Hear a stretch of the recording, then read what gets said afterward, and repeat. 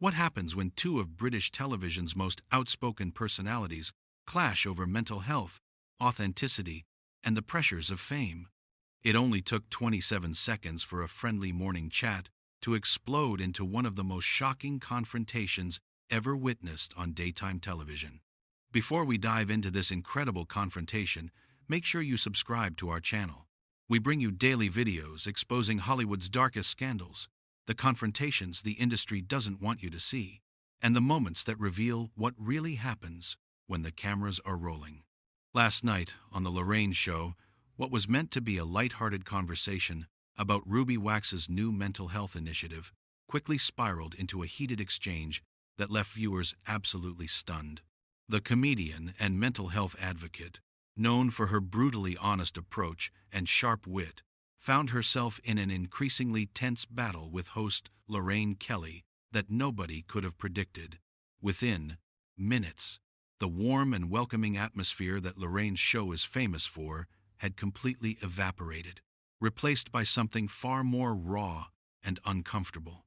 What started as a discussion about helping people in the entertainment industry cope with mental health challenges somehow devolved into a bitter argument about authenticity, celebrity culture, and the very nature of advocacy itself. Ruby Wax arrived at the studio that morning in good spirits, ready to discuss her latest project, focused on mindfulness and mental health awareness in the entertainment industry. She had spent years building her reputation as someone who wasn't afraid to talk openly about her own struggles with depression and mental illness, turning her experiences into a platform for helping others.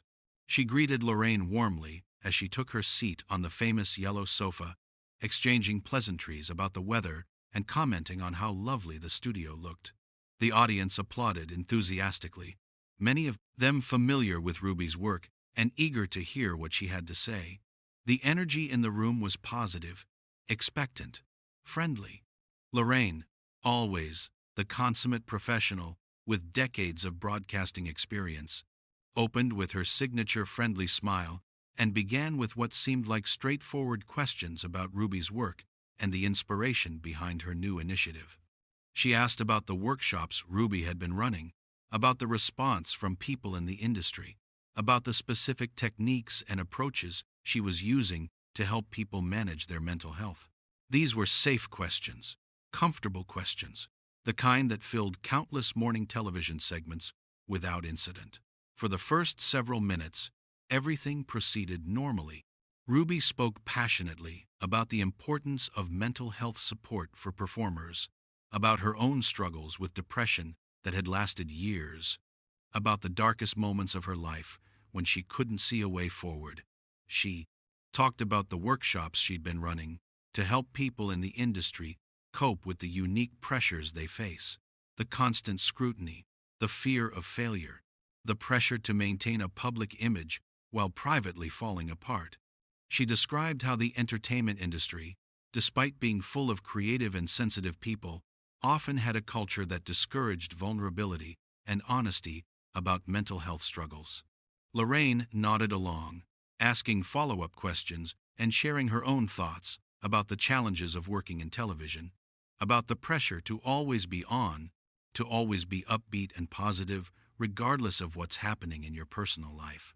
The conversation flowed naturally, and the studio audience seemed engaged and supportive, nodding along and occasionally making sympathetic sounds at particularly moving moments in Ruby's story. But then Lorraine's questions took a turn that Ruby clearly wasn't expecting. It was subtle at first, just a slight shift in tone, a change in the way questions were being framed. The host leaned forward slightly, her expression shifting from warm and supportive to something more probing and curious, something that suggested she wasn't just facilitating a conversation anymore, but actively challenging it. Ruby, I have to ask, because I think a lot of our viewers might be wondering this, and I think it's important that we address it openly. You've been very open about your own mental health journey, which is wonderful and brave and I think has helped a lot of people. But some people, and I'm not saying I agree with this, but I think we need to acknowledge it, some people have questioned whether celebrities talking about their struggles sometimes overshadows the experiences of ordinary people who don't have access to expensive therapy, private retreats, residential treatment centers, and all the support systems that fame and money can provide. What would you say to those critics who feel that celebrity mental health advocacy, while well-intentioned, might actually make regular people feel worse about their own situations? Ruby's smile faltered just slightly. Her eyes narrowed almost imperceptibly, and there was a pause that lasted just a beat too long. She took a moment before responding, clearly choosing her words carefully, trying to navigate what suddenly felt like a minefield. Well, Lorraine, I'd say that mental illness doesn't discriminate based on your bank balance or your level of fame. Depression doesn't care if you're a celebrity or working in a shop or unemployed. It affects everyone the same way. And actually, the pressure and scrutiny that comes with being in the public eye, with having your every move analyzed and criticized, can make things significantly worse in many ways. Yes, I have resources that not everyone has access to, and I'm grateful for that. But I've also faced challenges that most people never will. The two things aren't mutually exclusive. Having money doesn't make you immune to suffering. Lorraine nodded, but there was something in her expression that suggested she wasn't entirely satisfied with that answer. Her eyebrows raised slightly, and she tilted her head in that way interviewers do when they're about to push back on something. Of course, of course. I completely understand that, and nobody's saying that fame makes you immune to mental health problems. But don't you think there's something a bit, I don't know, performative about the way some celebrities approach mental health advocacy these days? Like it's become the fashionable cause to champion, a way to seem relatable and down to earth and in touch with ordinary people? It feels like every other celebrity has a mental health initiative, or podcast, or book these days. The audience shifted uncomfortably in their seats. This was not the usual tone of a Lorraine interview at all. The show was known for being warm, supportive, uplifting. This felt different, almost confrontational. Ruby's posture stiffened noticeably, her back straightening against the sofa cushions, and her eyes narrowed just a fraction more. When she spoke, her voice had an edge that hadn't been there moments before. Are you suggesting that my work on mental health is performative, Lorraine? Because if you are, I need you to be clear about that. I've dedicated years of my life to this, invested my own money, my own time, my own emotional energy. I've been hospitalized. I've been to some very dark places that I wouldn't wish on anyone. This isn't a publicity stunt for me. This isn't me jumping on a bandwagon. This is my life. No, no, I'm not suggesting that about you specifically, Lorraine said quickly, though her tone didn't quite match the reassurance of her words. There was still that probing quality, that sense that she was pushing towards something. I'm just saying that there's been a lot of celebrity involvement in mental health recently, hasn't there? And some of it, not yours necessarily, but some of it does feel more about image management than genuine concern. And I think it's fair to question whether all of this celebrity advocacy is actually helping ordinary people, or whether it's just making them feel like their own struggles don't matter because they're not famous enough, or interesting enough to talk about them publicly. Ruby's jaw tightened visibly. She was quiet for a moment, and the silence stretched uncomfortably long. When she finally spoke, her voice had an edge to it that hadn't been there before. That's a hell of a thing to say, Lorraine, especially to someone who's sitting right in front of you, who's been working in this field for years, who's put her own reputation and privacy on the line to help people. You want to talk about performative? What about this? What about turning what should be a supportive conversation into an interrogation? Lorraine's smile remained fixed, but there was a hardness in her eyes now. I'm not interrogating you, Ruby. I'm asking questions that I think are legitimate, questions that reflect concerns people have. Isn't that what journalism is supposed to be about? Asking the difficult questions? Journalism? Ruby let out a short, bitter laugh. This is a morning chat show, Lorraine. You usually spend your time talking about recipes and fashion tips. Don't suddenly pretend you're Jeremy Paxman because you've decided to have a go at me about mental health advocacy. The atmosphere in the studio had completely changed now. The production team behind the cameras were exchanging worried glances. The audience sat in stunned silence, unsure whether this was supposed to be entertaining banter or a genuine argument. Lorraine's famous composure was starting to crack, her smile becoming increasingly strained. "That's quite dismissive of the work we do here," Lorraine said, her Scottish accent becoming more pronounced as her emotions rose. "Just because we create a warm, welcoming environment doesn't mean we can't ask serious questions when they need to be asked. And I think there are serious questions about whether celebrity mental health advocacy is always as helpful as it claims to be." Ruby leaned forward in her seat, her voice rising. "You know what I think, Lorraine? I think you're jealous. I think you're threatened by people who are willing to be vulnerable and honest about their struggles because you've built your entire career on being relentlessly positive and cheerful. You've created this persona of the eternally upbeat morning show host, and anyone who dares to suggest that life isn't always sunshine and bloody rainbows is somehow suspicious to you." Lorraine's face flushed red. "How dare you? How dare you come on my show and make assumptions about me? You don't know anything about my life, about what I've been through. Just because I don't broadcast my every personal struggle doesn't mean I haven't faced challenges. Then maybe you should talk about them," Ruby shot back. "Maybe if you were a bit more honest about the reality of life, instead of maintaining this perpetual facade of cheerfulness, you'd understand why mental health advocacy matters. Why it's not performative to admit that things are hard sometimes. Why it's actually helpful for people to see public figures being honest about their struggles." The two women were both leaning forward now, the space between them crackling with tension. Lorraine's hands gripped the arms of her chair, and her trademark smile had completely vanished. "My show helps people, Ruby. We provide comfort and entertainment and a positive start to people's mornings. Not everything has to be heavy and intense and focused on problems.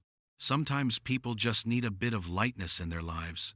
"Toxic positivity," Ruby said sharply. "That's what you're describing. Toxic positivity that makes people feel like they can't acknowledge when they're struggling because they should just be grateful and cheerful all the time.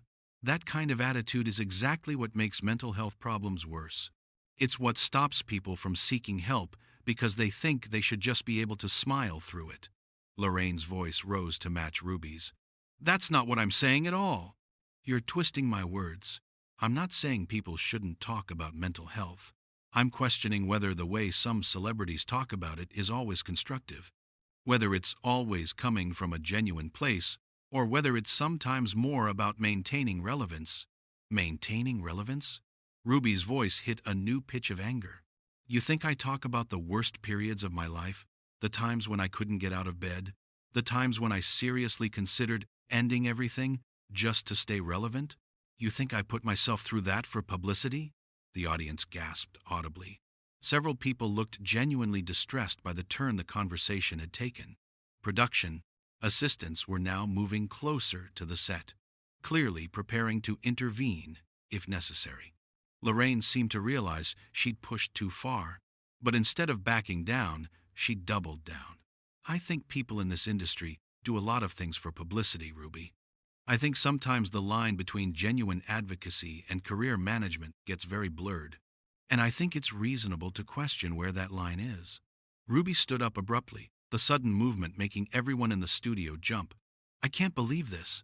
I genuinely cannot believe this. I came here to talk about helping people, about trying to make mental health support more accessible in our industry, and you've turned it into an attack on my character and my motivations." Lorraine remained seated, but her voice was firm. "I haven't attacked you, Ruby. I've asked you some challenging questions. If you can't handle that, maybe you're not as comfortable with honesty and vulnerability as you claim to be." "Oh, that's rich," Ruby said, her voice dripping with contempt. "That is really rich coming from you. You sit here in your perfectly lit studio with your carefully curated image, asking questions designed to make me look bad, and then you accuse me of not being comfortable with honesty? The hypocrisy is staggering. I think you should sit down, Lorraine said, her own composure clearly wavering now.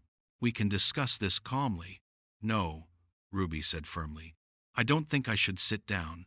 I think I should address what's really happening here. You invited me on your show under the pretense of discussing mental health advocacy, and instead, you've used it as an opportunity to undermine the work I do. To plant seeds of doubt in viewers' minds about whether any of this is genuine? That's not journalism, Lorraine. That's sabotage. Lorraine stood up as well now, facing Ruby across the coffee table. That's completely unfair. I'm raising legitimate concerns that people have. If you can't defend your work against reasonable scrutiny, that says more about you than it does about me. Reasonable scrutiny? Ruby's laugh was harsh and angry. Is that what you call this? Accusing me of being performative? Suggesting my advocacy is about staying relevant? You want to talk about what this really is? This is a woman who's built her career on being nice, attacking someone who's built their career on being real. And you can't stand it, because honesty threatens your entire brand.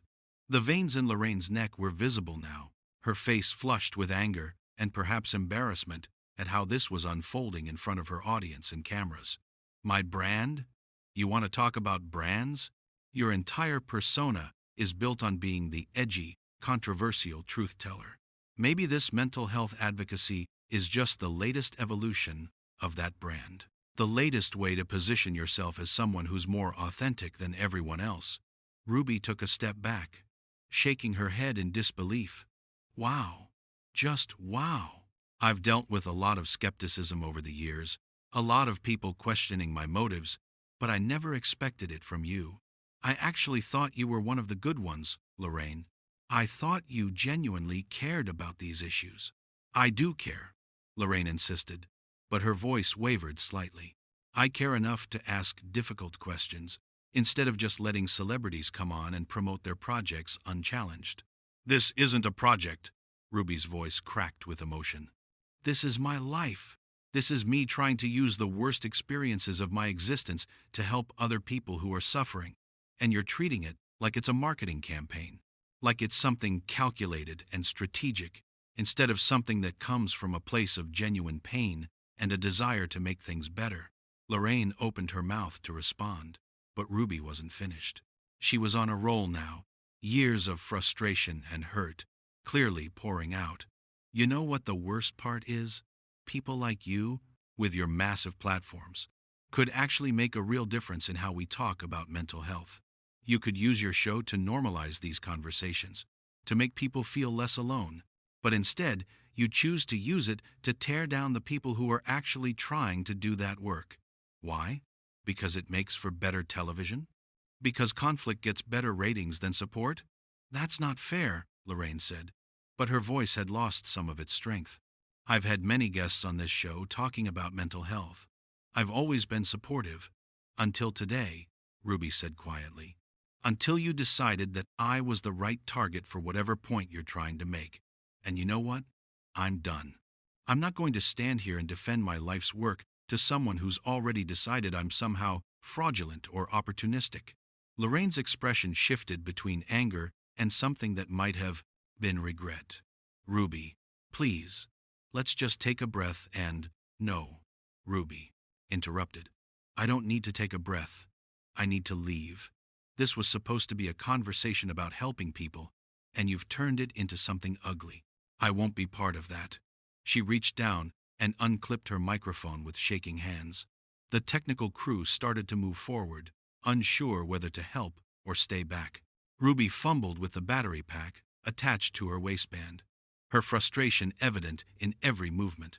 You're really going to walk off? Lorraine asked, and there was something almost challenging in her tone. That's your response to a few difficult questions? Just leave? Ruby looked up at her, and when she spoke, her voice was quiet, but filled with barely controlled anger. They weren't difficult questions, Lorraine. They were attacks disguised as questions. There's a difference. A good interviewer knows how to challenge someone while still respecting them. You've just spent the last 15 minutes trying to discredit everything I stand for. So, yes, I'm leaving. Because I have better things to do with my time than be your punching bag on live television. This is exactly the problem with people like you, Lorraine said, her own anger flaring back up. You claim you want honest conversations about mental health, but the moment someone questions you, you play the victim and run away. How is that helping anyone? Ruby finally got her microphone off and dropped it onto the sofa with more force than necessary. People like me? What does that mean exactly? People who've actually struggled? People who've done the work to understand mental health beyond a superficial level? People who aren't afraid to be real instead of maintaining some sanitized, marketable version of themselves? The entire studio was holding its breath. The audience members looked like they desperately wished they were anywhere else. Some were filming on their phones despite signs asking them not to.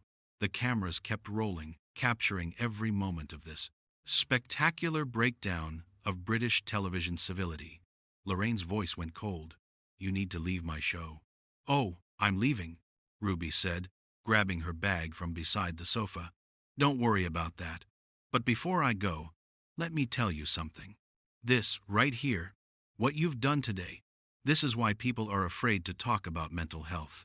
Because they're terrified that someone like you will use their vulnerability against them, will question their motives, will suggest they're not really suffering, or that they have some ulterior agenda. You've just demonstrated perfectly why stigma still exists. That's not what I was doing, Lorraine protested, but her voice lacked conviction now. Yes, it is, Ruby said simply. That's exactly what you were doing.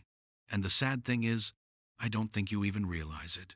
I think you've convinced yourself that you were just being a tough interviewer, asking the hard questions. But all you've actually done is make it clear that even on a supposedly supportive morning show, people can't talk honestly about mental health without having their integrity questioned. She started walking toward the edge of the set, her heels clicking loudly in the silent studio. Lorraine called after her, Ruby, please, let's talk about this properly, off camera. Ruby paused and turned back one final time. Why? So you can apologize in private while the public version of this conversation is me being interrogated about whether my mental health advocacy is genuine? No thanks. I think the damage is already done, don't you?